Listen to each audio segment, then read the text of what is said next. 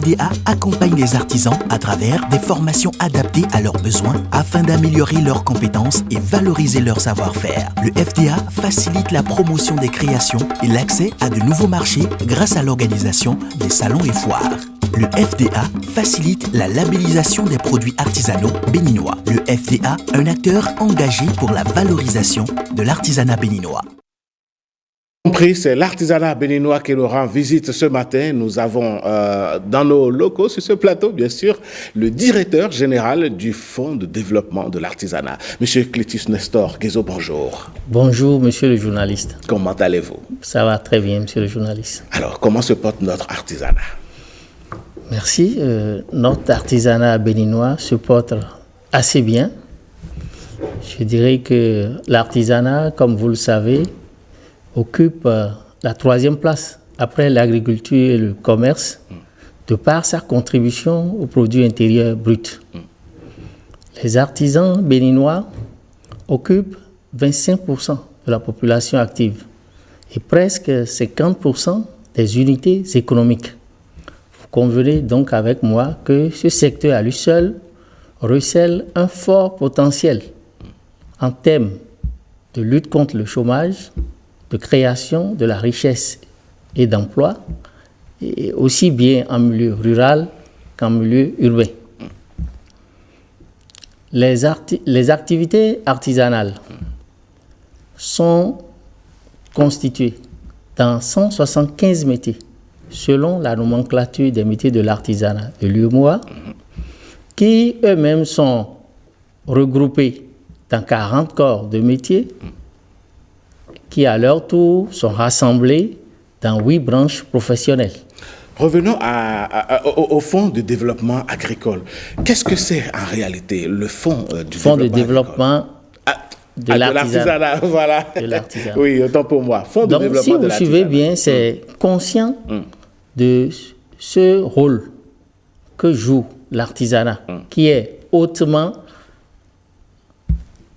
impliqué dans l'économie nationale, que le gouvernement de notre pays, à l'avènement du gouvernement de la rupture, j'allais dire, des réformes structurelles ont été opérées dans le secteur de l'artisanat et ces réformes ont abouti à la restructuration du Fonds national de promotion de l'artisanat qui est devenu le Fonds de développement de l'artisanat dont j'ai la charge et à la mise en place de la Chambre des métiers de l'artisanat du Bénin.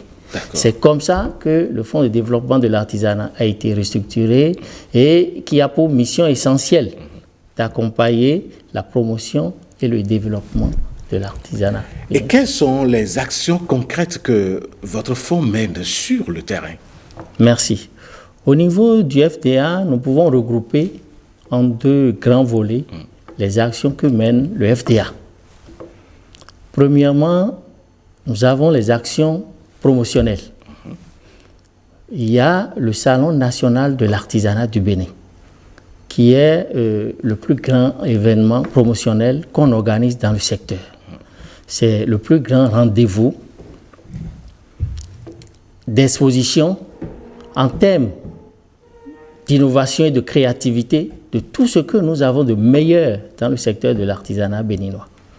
C'est cette occasion-là que nous offrons aux artisans locaux de partager, d'échanger avec leurs homologues de la sous-région pour améliorer la qualité de leurs produits et les différents services offerts dans les différents métiers. C'est un rendez-vous qui rassemble pratiquement tous les meilleurs artisans de l'Afrique de l'Ouest, on peut dire. De l'Afrique de l'Ouest, voilà. Donc ce n'est pas que pour les Béninois. Ce n'est pas que pour les Béninois. D'accord. Ensuite, nous avons également initié une activité qui est dénommée Foire régionale de l'artisanat du Bénin. Et là, nous divisons le pays en 3 régions. Région du Nord, du Centre et du Sud. Et c'est une activité qui est initiée pour révéler les talents cachés que nous avons au niveau de nos régions pour leur permettre de participer également à ce salon une fois sélectionnés au cours de ces fois. Donc, si on peut dire que le salon national est le championnat national de l'artisanat, les foires régionales constituent les éliminatoires zonales. Ensuite... Il faut schématiser un peu de façon footballistique. Voilà. D'accord. Voilà. Ensuite, toujours dans le cadre de la promotion des activités artisanales, nous pouvons noter l'organisation d'une activité dénommée Semaine de l'entrepreneuriat artisanal et de la promotion des artisans.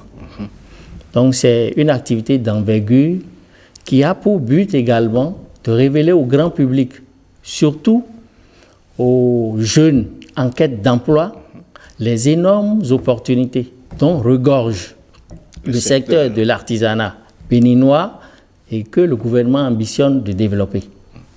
Et cette semaine est organisée de façon rotative pour permettre à tous les jeunes du pays d'être au même niveau d'information. C'est comme une sorte de journée porte ouverte pour le secteur de l'artisanat où on met la lumière sur les branches et les corps de métier qui offrent les opportunités de création d'emplois et de richesses pour la jeunesse de notre pays. Alors, Monsieur Guézo, moi j'ai bien envie de vous poser cette question. Si on doit faire un bilan aujourd'hui entre l'ancien fonds et le nouveau fonds de développement de l'artisanat, qu'est-ce qui a évolué? Il faut dire que nous avons fait quand même des pas de géant. Comme vous le savez, toujours dans ce volet promotionnel, le véritable frein à la compétitivité de nos produits artisanaux reste le manque de labels et de référentiels dans la production. Donc, du coup, nous avions initié depuis plus de 2 ans un projet dénommé Projet de développement du secteur de l'artisanat au Bénin, qui consiste à sélectionner et à labelliser et à certifier les meilleurs produits en vue de leur accompagnement pour la promotion et le développement de ces produits. À ce titre, nous avons pu déjà accompagner 5 produits que sont l'ananas séché, l'amande torréfiée d'acajou, le pain tissé, le beurre de karité et puis la farine panifiable de manioc qui est utilisée progressivement pour introduire dans la boulangerie et dans la pâtisserie au détriment de la farine de blé. Pour remplacer un peu la farine de blé. Alors, est-ce qu'aujourd'hui, notre artisanat peut nous permettre d'être davantage visible à l'international?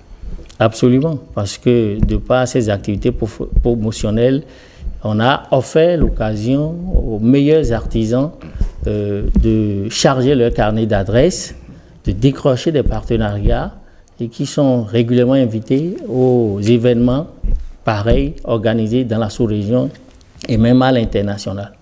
Mieux, pour revenir au second volet de notre intervention, qui est consacré au renforcement de capacité à la formation des artisans, il faut dire que pour nous mettre en arrimage avec la vision du gouvernement, qui consiste à relever le niveau de compétence des artisans et des entreprises artisanales, nous avons initié des ateliers de formation et de renforcement de capacité au profit de cette cible-là, de concert avec la Chambre des métiers de l'artisanat. Et là, nous identifions des thématiques au regard des grands enjeux du secteur. On peut noter comme thématiques, entre autres, je dirais les notions basiques de gestion d'une entreprise. Il y a l'élaboration du plan allégé d'affaires. Nous avons l'éducation financière. Ensuite, il y a l'introduction du numérique dans le développement des entreprises artisanales. Le marketing digital, par exemple, pour leur permettre de faire de la publicité, de la communication. Et d'être davantage visible. Et d'être davantage visible.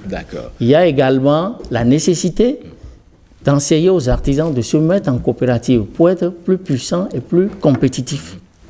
Ensuite, nous avons les notions de sécurité, d'environnement, de santé au travail qui sont également enseignées aux artisans par l'entremise des cabinets spécialisés que nous recrutons dans les règles de l'art.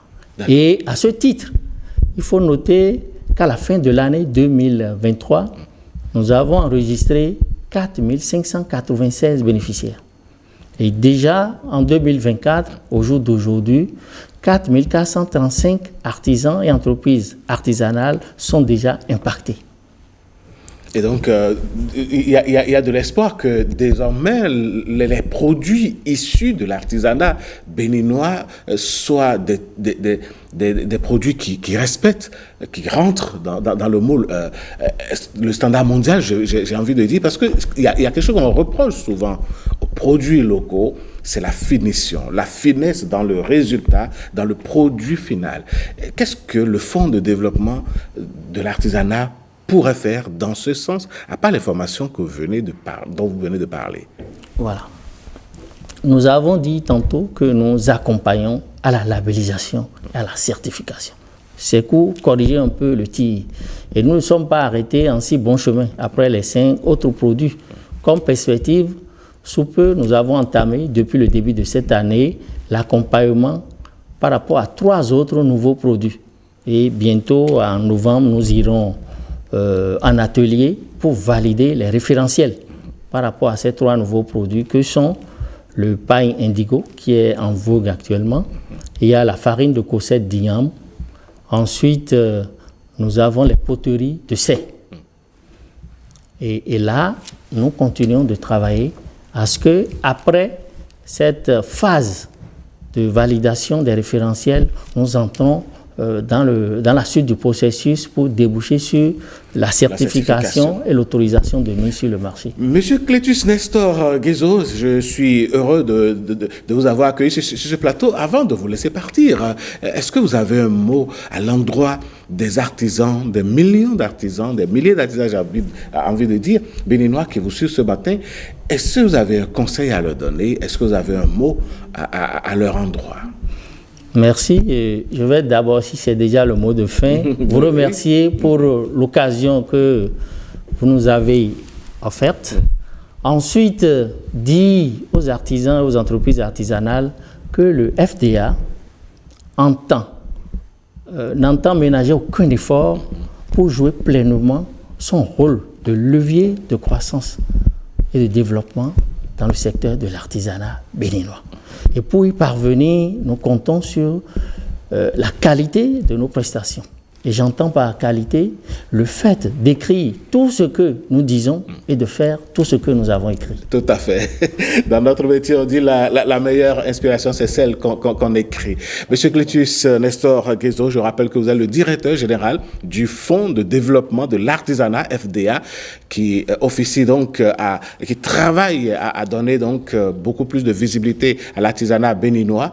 On vous souhaite beaucoup de courage. Merci, monsieur. Plein succès donc à ce fonds-là pour que demain, notre artisanat rayonne davantage au plan mondial. Merci, monsieur le journaliste. Madame, messieurs, nous allons marquer une pause pour accompagner notre invité et histoire de vous retrouver. Le FDA accompagne les artisans à travers des formations adaptées à leurs besoins afin d'améliorer leurs compétences et valoriser leur savoir-faire. Le FDA facilite la promotion des créations et l'accès à de nouveaux marchés grâce à l'organisation des salons et foires. Le FDA facilite la labellisation des produits artisanaux béninois. Le FDA, un acteur engagé pour la valorisation de l'artisanat béninois.